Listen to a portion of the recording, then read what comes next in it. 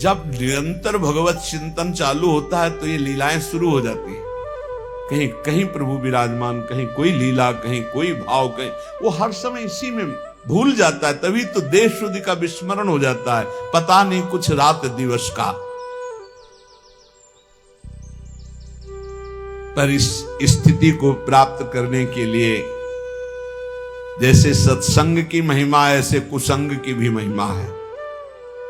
अगर सत्संग भी करोगे और कुसंग भी करोगे तो हो सकता है कुसंग जोरदार हो जाए, क्योंकि बहुत जन्मों से कुसंग ही होता रहा है।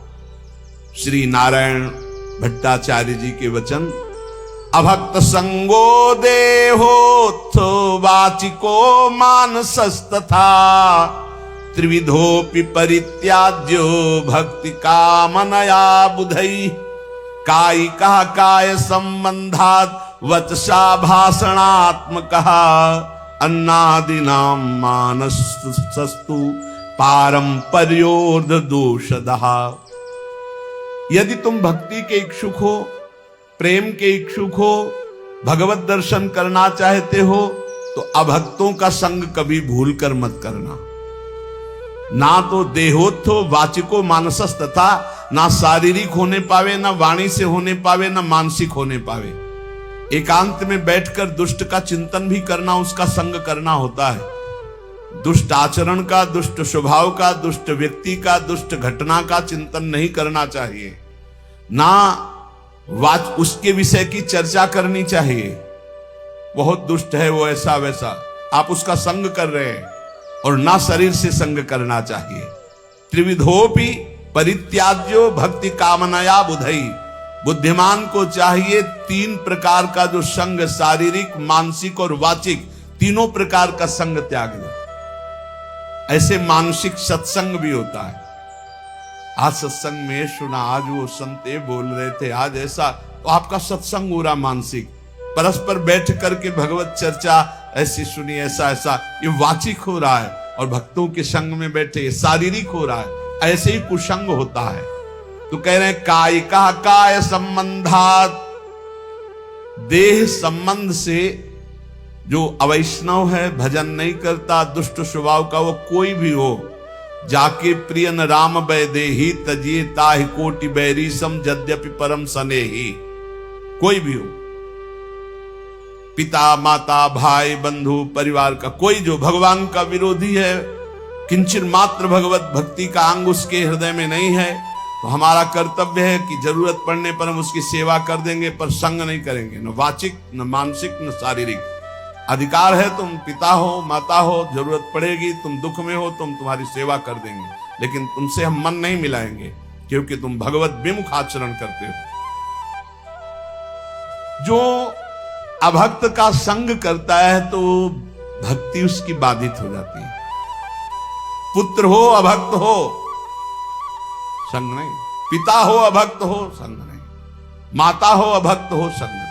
तजो पिता प्रहलाद विभीषण बंधु भरत महतारी गुरु बलि तजो कंत ब्रज बनितन भे मुद मंगलकारी। ये दूसरों को मंगल करने वाले बन गए, जो भगवत विरोधियों का त्याग कर दिया। देह संबंध से दैहिक संबंध होता है, देह संबंध अभक्त से न बनने पावे। उसके पास बैठना, उसके संभाषण करना, किसी भी तरह की दोस्ती हमारी अभक्त से नहीं होनी चाहिए। जो भगवत विमुख है बिल्कुल नहीं। भगवत विमुख अगर संग किया तो पक्का भक्ति में बाधा पड़ जाएगी, पक्का बाधा पड़ जाएगी। फिर वाचिक बातचीत करना उसके विषय की, वो है नहीं शरीर से पास, बहुत दुष्ट है, बहुत नीच है, ऐसा वैसा, उसका संग हो रहा है वाचिक, उसकी चर्चा भी नहीं करनी।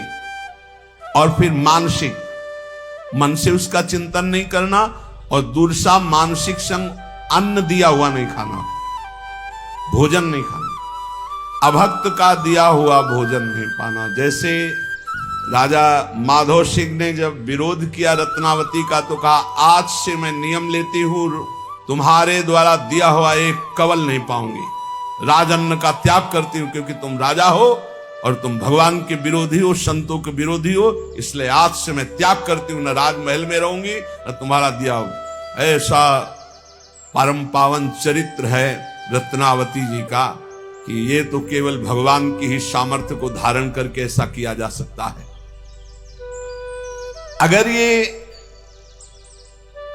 निर्वाह न कर पाए और शरीर से अभक्त का संग हो गया या वाचिक या अन्न आदि का, तो आपके भजन में फर्क पड़ जाएगा, आपकी भक्ति बाधित हो जाएगी।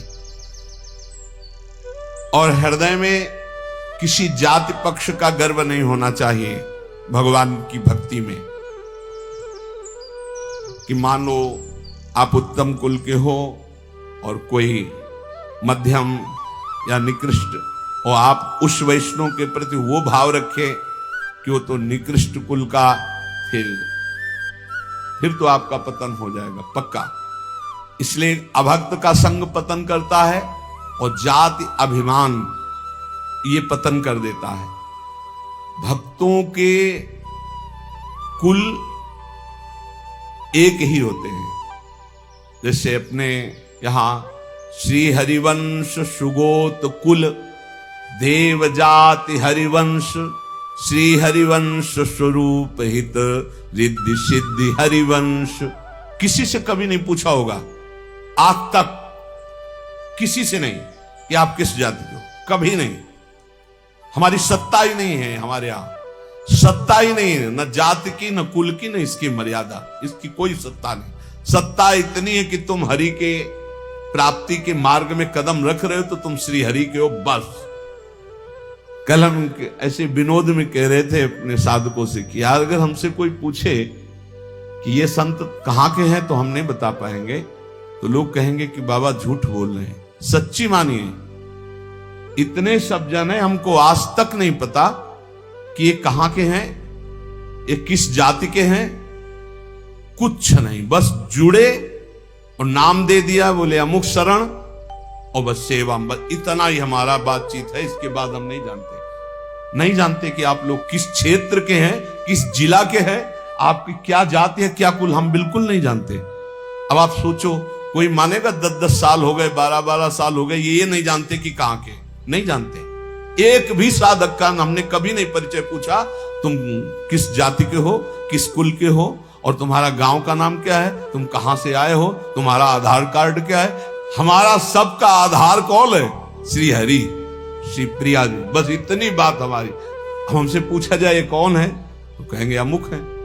कहां के हैं? वृंदावन के हैं। किस जाति के हैं? हरिवंश गोत्र के हैं। बस इतना ही हमें पता है। और शाम मिलकर के एक जगह बैठकर पाते हैं, एक जगह रसोई बनती, श्री जी का भोग लगता है। इतना भी फर्क नहीं है कि आप अमुक कुल अमुक कुल। ना हम विप्रो न च नरपतिर्नापि वैश्यो न शूद्रो ना हम वर्णी न च गृहपतिर्नो वनस्थो यतिर्वा किंतु प्रोद्यन निखिल परमानंद पूर्णामृताब्धेर गोपी भर्तु पद कमलयोर दास दासानुदासा। न मैं ब्राह्मणों न क्षत्रियो न वैश्यो न शूद्रो न ब्रह्मचारी न गृहस्थो न वानप्रस्थो न सन्यासी हूं। या हो कौन? बोले परमानंदमय अमृत के उमड़ते हुए महासागर रूप गोपीकांत श्री कृष्ण चंद्रजू के चरण कमलों के दासों का दास हो। ये अब ये एक ही है अच्युत कुल, हरिवंश कुल। अब इसमें कोई भेद नहीं, और ये बैठा लेना चाहिए तभी प्रॉपर्टी मिलेगी। ये भी ध्यान रखो, गोदनामे में आए हो तो पूरी प्रॉपर्टी मिलेगी। तुमसे पूछा जाए तुम कौन जाति के हो, क्या उत्तर दोगे? सीधा उत्तर तुम्हारा क्या होगा? हरिवंश जाति। हरिवंश कोई जाति होती है? हम तो हरिवंश जाति, श्री हरिवंश सुगोत कुल देव जाति हरिवंश। हमारी जाति हरिवंश, हमारे कुल हरिवंश, हमारे देवता हरिवंश, हमारी देवी हरिवंश, हमारे इष्ट हरिवंश, हमारा सब कुछ हरिवंश। हरिवंश हा हरि रा राधा बा वृंदावन सा सहचरी। वृंदावन में सहचरियों के मध्य में विराजमान श्यामा श्याम ही हमारी जाति है, वही कुल है, वही देवता है, वही सब कुछ है। जैसे वैष्णव जनों से पूछो आपका कुल क्या है तो कहे अच्युत कुल। आपका गोत्र क्या है? अच्युत गोत्र। यही ठसक होनी चाहिए, यही, इसमें चूक नहीं होनी चाहिए। अब पूर्व की बात नहीं होनी चाहिए। आप किस जाति से? हम जिस जाति के श्यामा श्याम है उस जाति के हैं, पक्का बैठा होना चाहिए। कौन से कुल के हो? बोले हम तो अच्युत गोत्री, हम तो हरिवंश गोत्री। वही होना चाहिए जो आपके टसक है, तभी प्रॉपर्टी मिलेगी। दंपति संपत्ति पाई है, हरिवंश प्रताप ही जानत है, हरिवंश प्रबोध प्रमाणत है, हरिवंश सुसर्वस्व है तिनके, सुख संपत्ति दंपति जो जिनके। ए चूकना नहीं। ना हम विप्रो न च नरपतिर्नापि वैश्यो न शूद्रो ना हम वर्णी न च गह प्रतिर्नो वानस्थो यतिर्वा। न मैं ब्राह्मणो न क्षत्रियो न वैश्यो न शूद्र हूं, न मैं ब्रह्मचारी हूं, न गृहस्थ हूं, न वानप्रस्थ हूं, न सन्यासी हूं। कौन हो? बोले परमानंद अमृत प्रवाह करने वाले प्रभु श्री कृष्ण चंद्र के दासों का दास हूं। श्री कृष्ण चंद्र के दास को दास हूं, दास दासो हम। जयति जयति कृष्ण प्रेम भक्ति यदंघ्रिम, निखिल निगम तत्वं गुणमाज्ञाय मुक्ति। भजति शरण कामा वैष्णवस्त्यज्यमाना, जपयज्जन तपस्या न्यास निष्ठां विहाय। जय हो श्री कृष्ण की प्रेम लक्षणा भक्ति की जय हो। ये उसी को प्राप्त होती जो दास दासो हम है।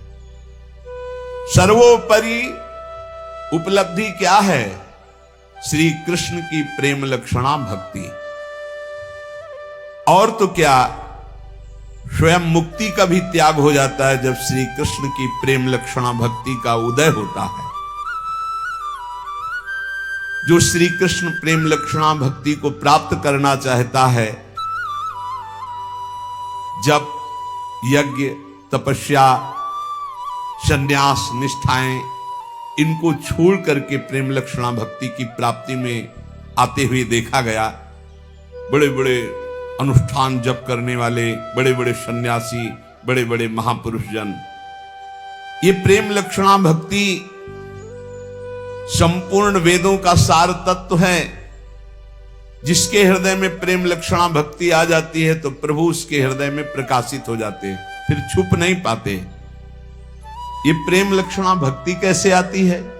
तो बोले जयति जयति नामानंद रूपम मुरारेर, विरमित निज धर्म ध्यान पूजादियत्नम, कथमपि सकृदात्तम मुक्तिदम प्राणिनाम यत्, परम अमृतमेकम जीवनम भूषणम में। जय हो भगवान श्री कृष्ण के परमानंददायक नाम की जय हो।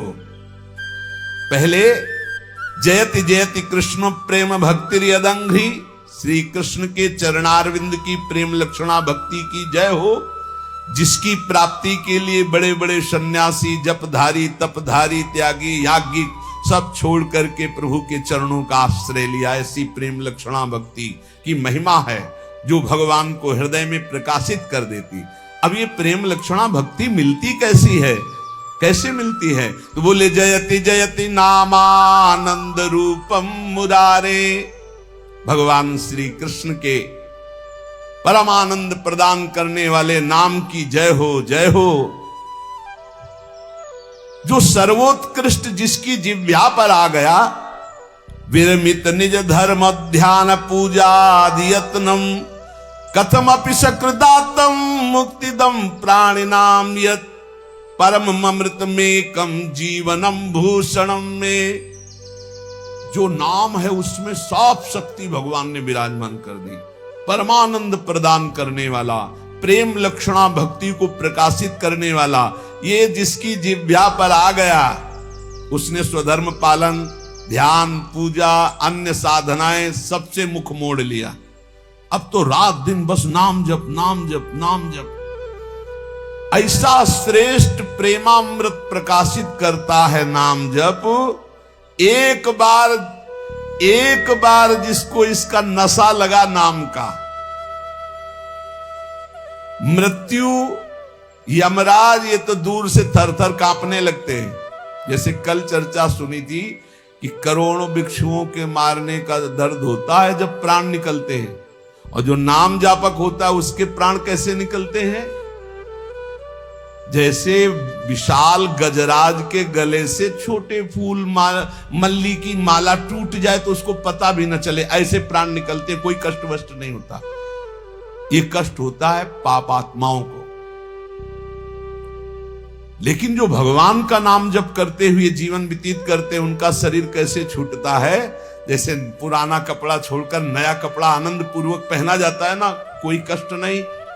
जैसे हाथी के गले से माला टूट जाए उसे पता भी ना चले, ऐसे जैसे आप स्वप्न देह में विचरण कर रहे हैं, आपको पता नहीं स्थूल शरीर छूट गया, ऐसे भक्त को कोई कष्ट नहीं हो। इसीलिए अभी समय है। मृत्यु थर थर कांपने लगती है, यमराज कांपते हैं, किसकी? जिसकी जिह्वा के अग्रभाग पर ये कृष्ण नाम, हरि नाम, राधा नाम। मृत्यु पास को विध्वंस करने की सामर्थ्य नाम में है। वही नाम एकमात्र मेरा जीवन है, मेरा आभूषण है, मेरा प्राण है। हे श्री कृष्ण, तुम्हारी लीला कथा अमृत का प्रवाह इसी नाम से प्रकट होता है। जो नाम जप करते हैं उन्हीं का लीला में प्रवेश होता है। ये बस पकड़ लो। इसमें अभी वर्णन किया, निखिल निगम तत्वम गुणमाज्ञाय मुक्ति मोक्ष पदवी सन्यास। यज्ञ, तपस्या, कामनाओं की पूर्ति, जो जो जैसा सब का त्याग हो जाता है जब भगवान की प्रेम लक्षणा भक्ति जागृत होती। और ये प्रेम लक्षणा भक्ति जयति जयति नामानंद रूपम मुरारे। पकड़ लो, हर समय नाम क्या जाता है? राधा राधा राधा, राधा वल्लभ श्री हरि, राधा वल्लभ श्री हरि, राधा वल्लभ। एक मत सुनो मन की, मन ये बहुत दुष्ट है। एक अगर रोको, हमारी बात सुनो, बहुत सुना दिया इसने, इस दुष्ट की बात मत सुनो, अब महापुरुषों की बात सुनो। नाम पकड़ लो, थोड़ा समय रह गया है, डूबने वाला है जहाज। यात्री सावधान, नैया भंवर में फंसी है, जहाज डूबने वाला है। व्याकुलता पूर्वक काम नहीं चलेगा। जैसे उसमें नहीं होता वो पहिया वाला ऐसे डाल लेते हैं ऐसे, और जैकेट बांध लेते हैं, फिर कूद पड़ते हैं। वैसे ही नाम रूपी जैकेट बांध ली, अभी डूबने नहीं देगी। नहीं, भगवद आश्रय रूपी वो बढ़िया। और उधर से श्री कृष्ण दौड़ के आ रहे हैं, वो हमको अपनी कृपा रूपी नाव में बैठाल के भव सागर से पार कर देंगे। तब तक के लिए श्री कृष्ण, राधा राधा राधा राधा। मान लो नैया बिल्कुल भंवर में डूबने वाली है। एक बहुत विवेकवान, उन्होंने कहा कि इतनी श्वासें होती हैं, उतने नाम हम जप लेते हैं, हमारा कल्याण हो जाएगा। कल्याण तो हो जाएगा, भगवान का नाम तो मंगलमय है। बोले जितनी श्वासें होती हैं उनके गणना में हम नाम जप कर लेते हैं, हर श्वास में तो हम नहीं जपते। थोड़ी देर बैठ करके जल्दी जल्दी नाम उतने कर लेते हैं, बकाया शेष समय स्वतंत्र मौज में। हमका उस समय मृत्यु हुई तब चिंतन जो होगा तो अंतःमति सो गति। हमारा मतलब संख्या से नहीं है, ये भ्रम भूल जाओ आप कि आप संख्या से भगवान को खरीद लेंगे। हमारा मतलब है प्रेम पूर्वक हर क्षण उनका स्मरण करना। सातु दीर्घ काल निरंतर सत्कार सेवितो दृढ़ भूमि। हमको संख्या से क्या करना है? वो संख्या से नहीं मिलते भाई, नहीं मिलते। संख्या से मिलना होता तो अहम करके जप करके संख्या से प्राप्त कर लिए जाते, पक्का। वो संख्या से नहीं, वो एक में भी मिल सकते हैं, वो 1 लाख में भी मिल सकते हैं, वो 1 करोड़ में भी मिल सकते हैं, वो 100 करोड़ में भी नहीं मिल सकते। गांठ बांध लो, हम कह रहे हैं। आर्थ होकर जिसने दिल से पुकारा तो एक ही बार में शोभा झलकने लगी। एक बार जिन नाम ली हित सो होयति दीन, ताको संग न छाणहि ध्रुव अपनो करनी। हमको हर समय मधुर मधुर राधा राधा राधा। हर समय पता नहीं कौन सा क्षण आखिरी हो, निरंतर नाम जप करो। नाम से ही प्रेम लक्षणा भक्ति प्राप्त होती है। प्रेम लक्षणा भक्ति में ही प्रिया प्रीतम प्रकाशित हो जाते हैं, उनकी लीला प्रकाशित हो जाती है। इसलिए समस्त महापुरुषों का कथन, कोई अभिमान मत करो और निरंतर